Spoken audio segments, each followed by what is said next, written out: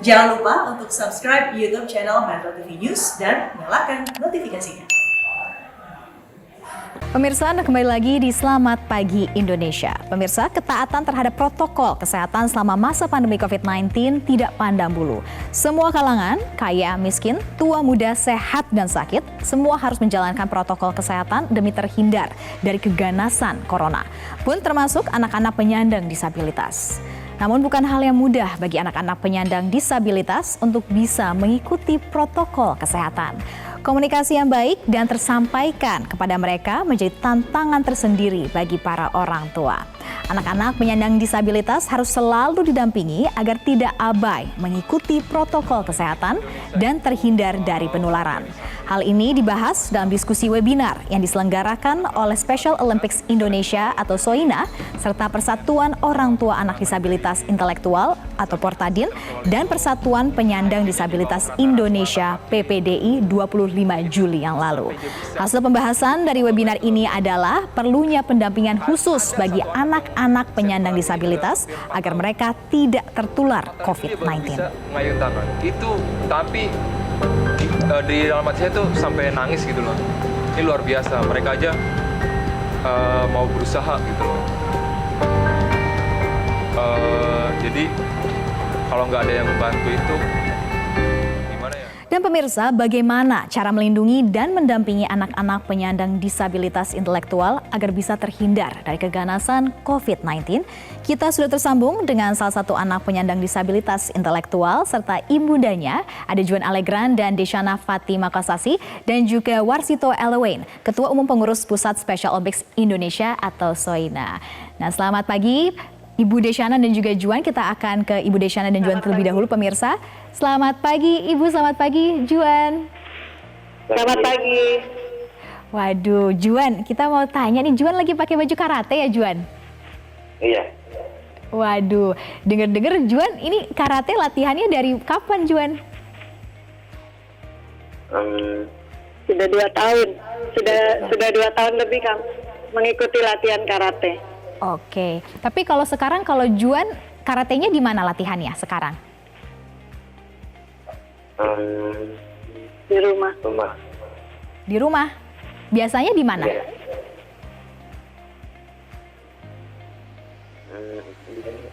Di gor kan? Di gor. Yang kenceng ngomong. Di gor. Kalau sekarang di rumah, tahu nggak kenapa Juan harus latihan di rumah? Karena di luar ada virus corona. Oh, bahaya corona, Juan tahu nggak apa? Tahu.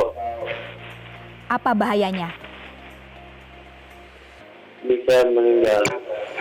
Bisa meninggal. Nah, biar nggak kena, caranya gimana, Juan? Tahu nggak caranya biar aman? Pakai masker, cuci tangan. Pakai masker, cuci tangan. Nah, Juan tahu dari mana harus pakai masker sama cuci tangan? Maksudnya pakai masker. Iya, tahu dari mana? Yang ngajarin siapa, Juan? Mama. Tahu dari Mama. Oke. Nah, Ibu Desyana, ternyata Juan ini sudah paham, mengerti, bisa mengikuti mengapa harus latihan karate yang biasa di gor, sekarang di rumah, terus bisa harus mencuci tangan dan juga menggunakan masker. Ini katanya dari Mama, Bu Desyana. Ini bagaimana sih Bu Desyana ini mengajarkan ke Juan bagaimana menjaga protokol kesehatan di tengah pandemi COVID-19 seperti ini? Iya, yang pertama-tama sih saya menanamkan dulu pemahaman situasi pandemi COVID-19. Itu bagaimana supaya mereka paham dulu, dari situ baru bisa mengajarkan protokol yang harus dijalankan, seperti kalau terpaksa harus keluar rumah mereka harus pakai masker, harus cuci tangan gitu. Jadi mereka tahu akibatnya. Oke.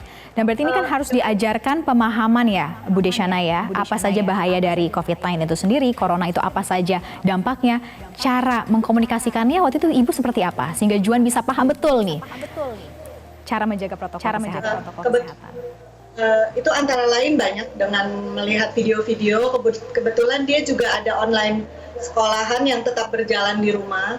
Jadi dari sekolah juga dikasih pemahaman melalui video, melalui gambar. Jadi hal-hal seperti itu, jadi mereka paham bahayanya itu seperti apa. Oke, sempat ada pertanyaan nggak Bu? Atau mungkin kegelisahan dari Juan? Karena kan biasanya Juan pergi, seperti kata Ibu tadi, berolahraga atau latihan karate di GOR dan juga sekolah. Ini sempat ada nggak pertanyaan dan bagaimana menyikapinya Bu? Mereka bertanya karena kok tidak boleh keluar rumah. Ya, kemudian kita jelaskan karena kalau keluar rumah itu kan berbahaya sekali.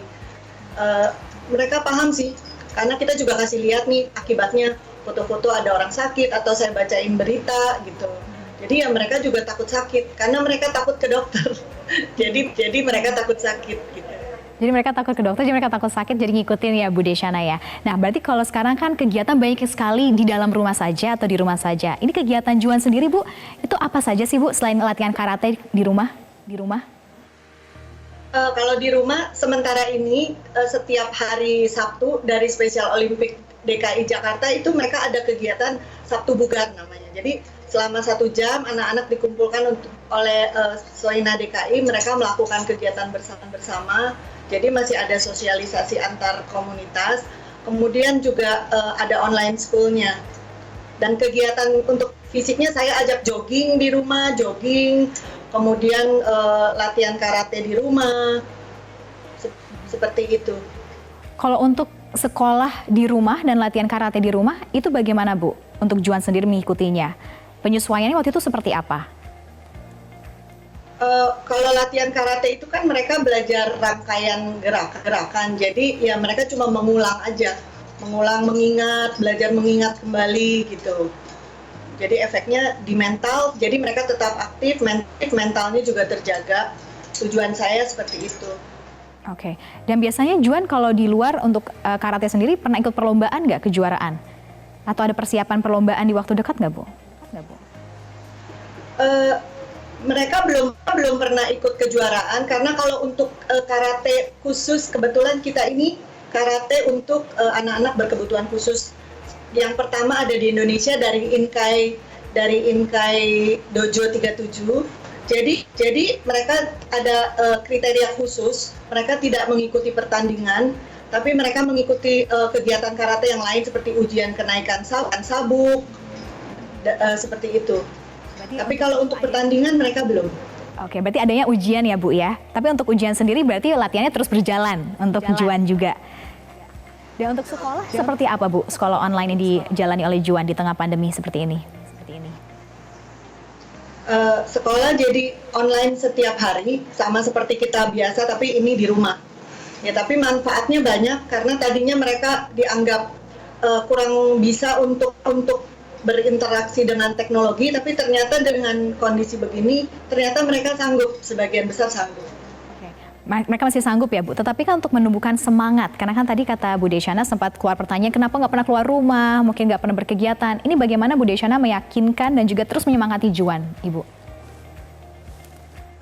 Sebenarnya kalau nggak pernah keluar rumah, itu salah satu yang terjadi ya dengan untuk kekurangan sosial itu dengan anak-anak berkebutuhan khusus. Jadi mereka tuh sebenarnya hidupnya memang sudah terbiasa begitu. Gitu. Jadi tapi kita kasih semangat dengan tetap bersosial dengan komunitasnya dia, ketemu lewat online gitu, dengan teman-temannya yang lain. Jadi mereka tetap semangat.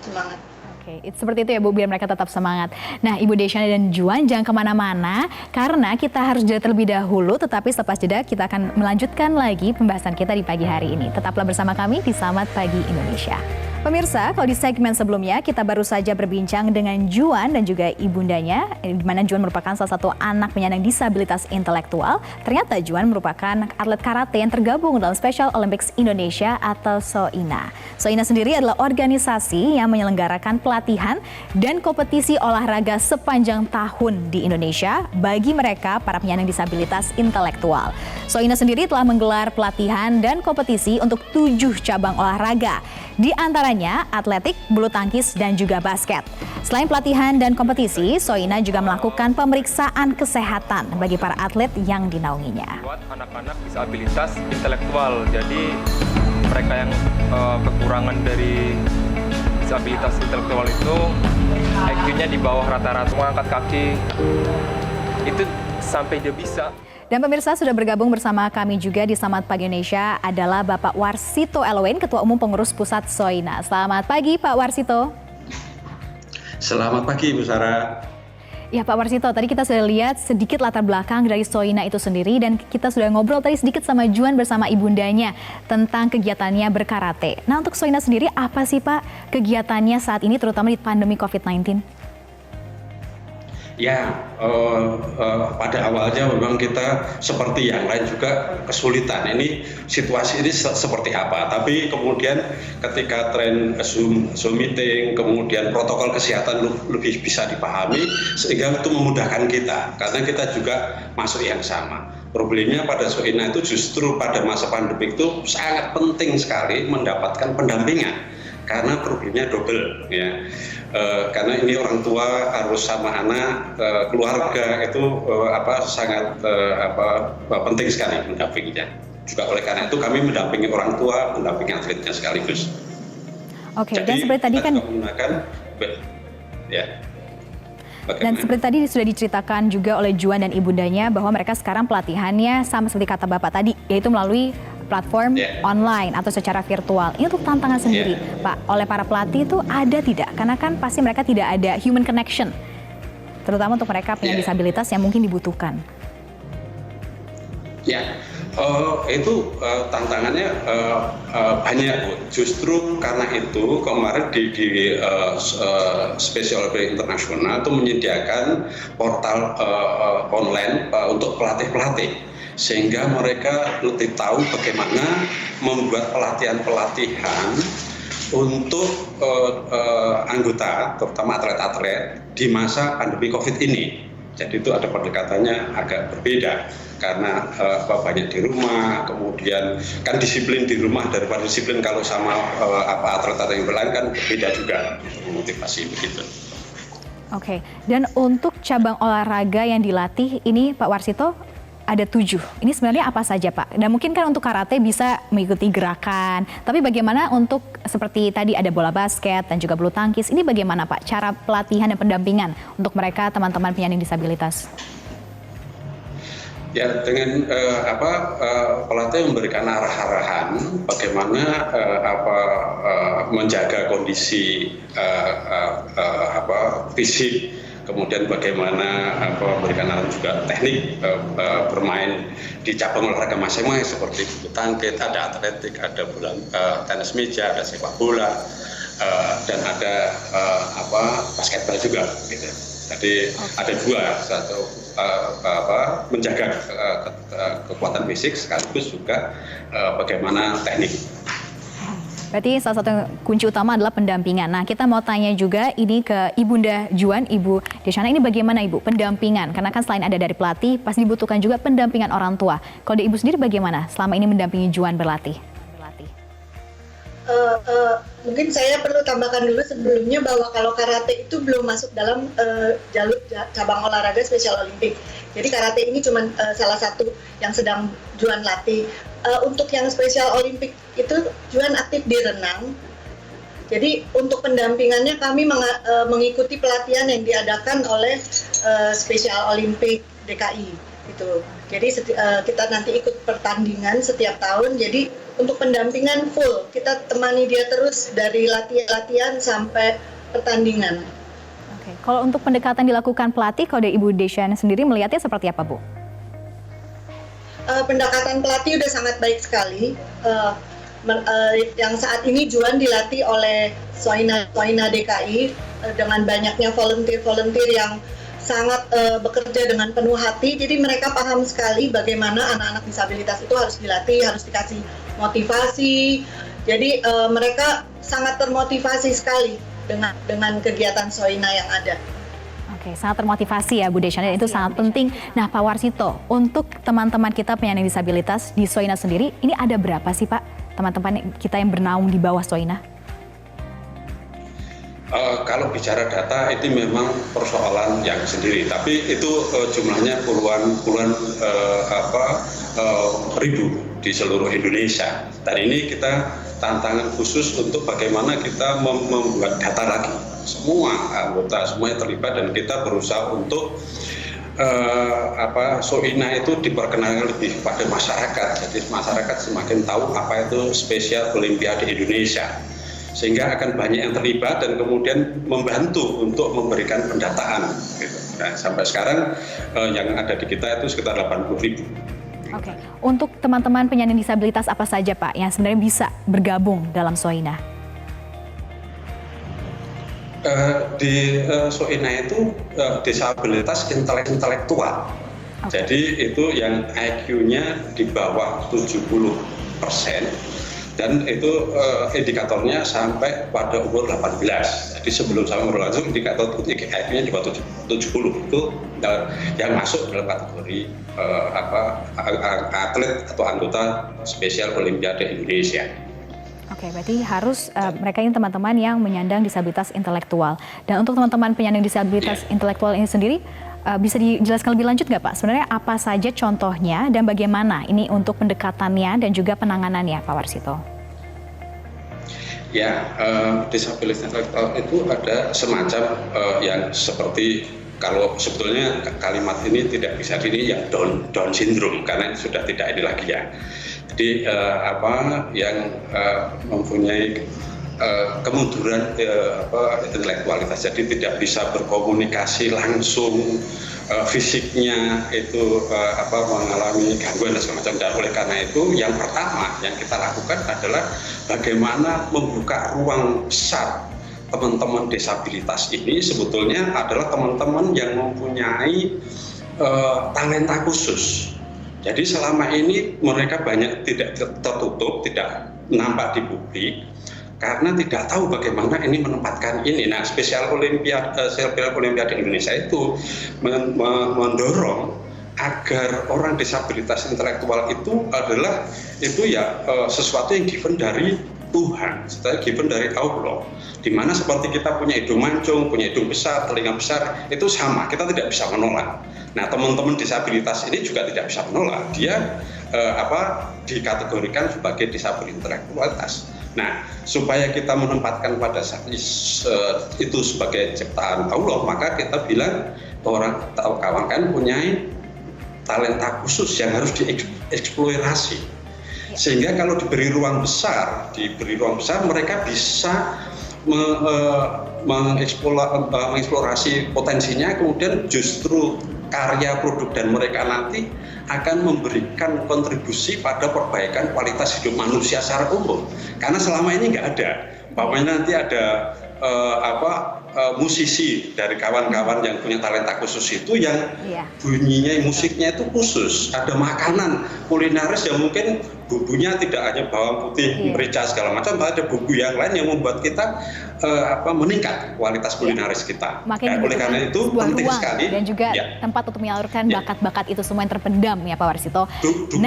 Dan dukungan dari semua pihak.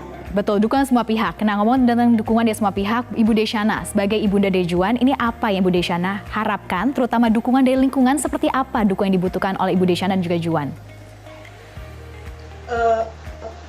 Saya tentunya sebagai orang tua yang mempunyai anak disabilitas, berharap dukungan dari segi penerimaan juga, bahwa anak-anak kita itu bukannya tidak bisa tapi berbeda.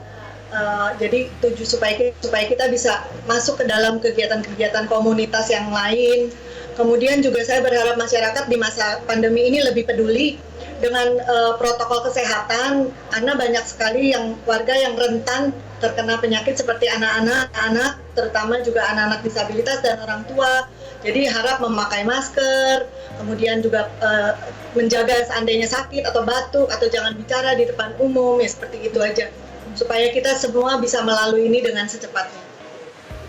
Oke, baik. Kalau misalkan kayak gitu, untuk Juan sendiri, untuk ujian terakhir kali, kapan Juan masih ingat gak, Bu Desyana? Tahun lalu, kenaikan ke sabuk hijau. Oke. Kemudian juga Juan ikut lomba renang dari Special Olympic juga tahun lalu, akhir tahun lalu di BBK. Ikut lomba, waktu itu menang nggak Bu?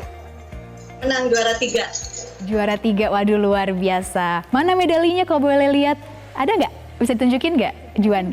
Luar biasa. Waduh, banyak sekali, Juan. Nah, itu bisa menang medali banyak karena seneng ya renang, Juan? Iya.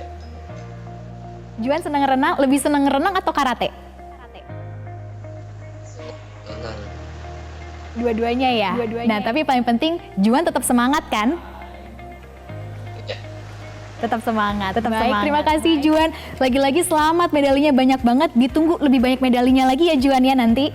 Terima kasih Juan, terima kasih Bu Desyana, dan terima kasih Pak Wasito sudah bergabung bersama kami di Selamat Pagi Indonesia kali ini.